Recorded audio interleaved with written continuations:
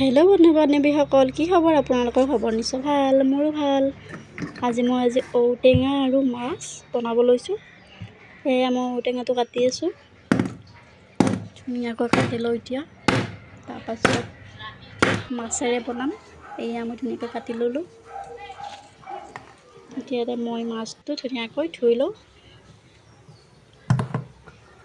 বজাৰৰ পৰা কিনি আনিছে এইটো মাছটো। ধুনীয়াকৈ পানীৰে ধুই লওঁ এতিয়া।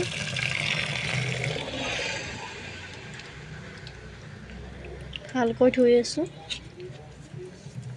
কোনে কোনে ঔটেঙা আৰু মাছৰ জোল খাই ভাল পায় ন? মই কিন্তু বহুতেই ভাল পাওঁ। আজি বহুত দিনৰ মূৰত বনাব লৈছোঁ এইটো বস্তুটো আজি। ঔটেঙা বইল কৰিব দিলোঁ, এতিয়া পানী দিলোঁ। পিচ পিচ কৰি কাটি লৈছিলোঁ। এতিয়া পানী দি নিমখ দিছোঁ অলপ। আজি বেছি গৰম দিয়া নাই। এয়া মাছটোত এতিয়া মই নিমখ দিম। নিমখ নাইয়ে আজি, অকণমান আছে। তাৰপাছত 3-4বাৰমান দিলোঁৱেই, অকণ কৰি। এতিয়া হালধিও দিম মই। হালধি এইটো লেতেৰা হৈ আছে, বহুত দিন ধোৱাই নাই, আৰু হালধিও নাই, খতম হৈ গ'ল। এতিয়া মই হালধি অলপকৈ হালধি দি আছোঁ। তাৰপাছত এইটো এতিয়া মই ধুনীয়াকৈ মিক্স কৰি ল'ম মাছৰ লগতে। এতিয়া কেৰাহীটো বহাই দিলোঁ। কেৰাহীটো গৰম হ'বলৈ দিলোঁ এতিয়া মই। তাৰপাছত মাছটো ধুনীয়াকৈ মই এইটো মিশ্ৰণ কৰি ল'লোঁ হালধি আৰু নিমখেৰে। মোৰ কেৰাহীটো গৰম হ'লে এতিয়া মই তেল দিব লাগিব ইয়াতে। অলপমান মুগ আছিলে, দেউতাক মই খাবলৈ দি আহিলোঁ।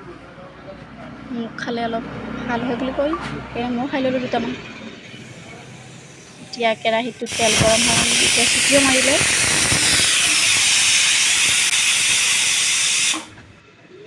এতিয়া মাছটো এপিচ এপিচ কৰি মই কেৰাহীটোত দি ল'ম, ফ্ৰাই কৰি ল'ম এতিয়া। ধুনীয়াকৈ ফ্ৰাই কৰি লওঁ। কেৰাহীটোত দি লৈছোঁ। মাছ ফ্ৰাই কৰোঁতে মোৰ ভাঙি বেছি ভাল পায়। আজিও মোৰ ভাঙি গ'লেই, দুপিচ মাছ ভাঙি গ'লেই আজি। এনে মোৰ ভাঙি নাযায়, আজি কিয় বা ভাঙি গ'ল, তেলটো চাগে গৰম বেছি হোৱা নাছিলে, সেইকাৰণে চাগে মাছটো ভাঙি গ'ল আজি। ধুনীয়াকৈ ফ্ৰাই কৰি লওঁ।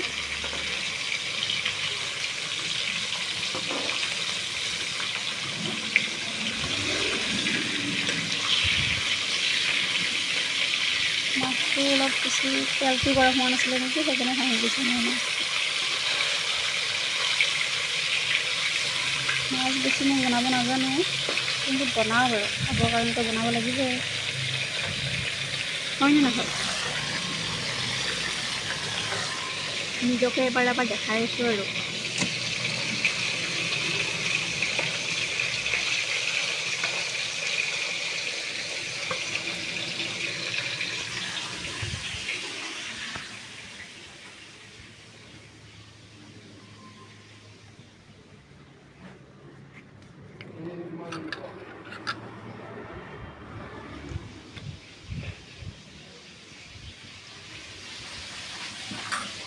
আৰু এবাৰ মুখ খাই ল'লোঁ মই।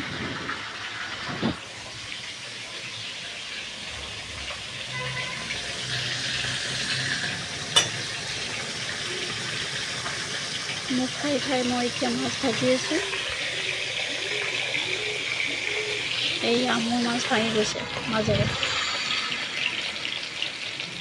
ধুনীয়া গল্ডেন ব্ৰাউন হৈছে এইটো এতিয়া মাছটো, ভাঙি গ'ল।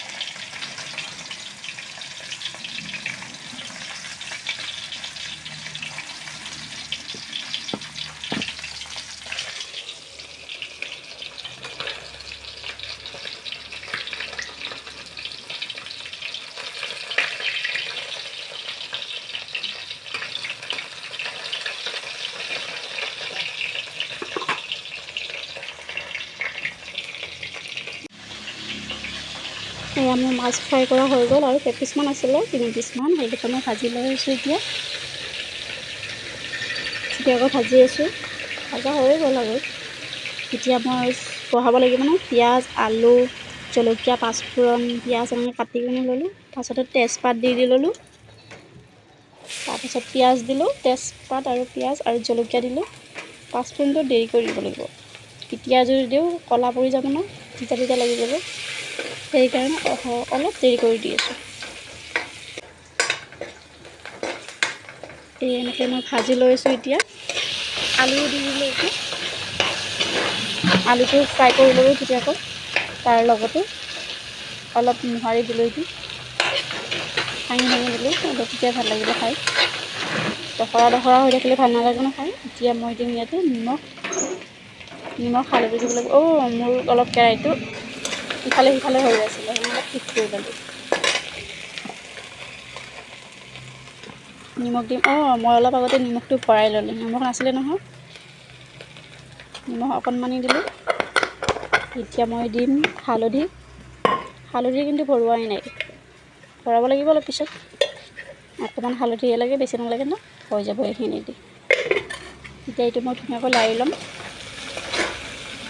ভালকৈ ভাজি লৈ আছোঁ এতিয়া ঔটেঙাটো দিব লাগিব ইয়াতে ঔটেঙাটো মই ধুনীয়াকৈ কৰি সানি লৈছোঁ একদম মানে পিচি কৰি একেবাৰে হাতেৰে পিটিকি সানি ল'লোঁ তাৰপাছত ইয়াতে অলপ ভাজি লৈ আছোঁ তাৰপাছত ইয়াতে পানী দিব লাগিব ঔটেঙা যোনটো মই বইল কৰিছিলোঁ সেই পানীখিনিকে ইয়াতে দি ধুনীয়া গোন্ধ ওলাইছে ধুনীয়া লাগিব খাই টেঙা লাগিব ইয়াতে দি দিলোঁ এতিয়া এইখিনি পাৰি দিলেই ভাল তাৰপাছত মাছ দিম কেইপিচমান তাৰপাছত এইটো মই এতিয়া পানী দি কিনে উতলিবলৈ দিওঁ এতিয়া উতলি পেলাই হৈ যাব আমাৰ মাছৰ টেঙাৰ জোল খাই কিন্তু বহুত ভালেই লাগিলে মাছৰ টেঙাৰ জোলটো ভিডিঅ'টো ভাল হ'লে লাইক কৰিব শ্বেয়াৰ কৰিব কমেণ্ট কৰিব আৰু ছাবস্ক্ৰাইবো কৰি দিব থেংক ইউ এইটো মোৰ মাছৰ টেঙাৰ জোল হৈ গ'ল আজি বেলেগ একো বনোৱাই নাই